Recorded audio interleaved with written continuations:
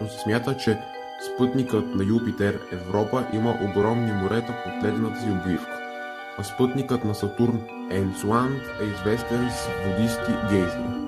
Импулсът всъщност се създава в астрономическа общност, за да изпрати сонда, която може да кацне на всеки спътник някъде през 2030 и да провери дали някое живо същество може да се крие под тази обвивка. Що се отнася до океанските светове отвъд нашето Слънце, в проучване, публикувано през юни, изследователите разгледаха 53 екзопланети, подобни по размер на Земята. Те анализираха променливи, включително техния размер, плътност, орбита, повърхностна температура, маса и разстояние от тяхната звезда.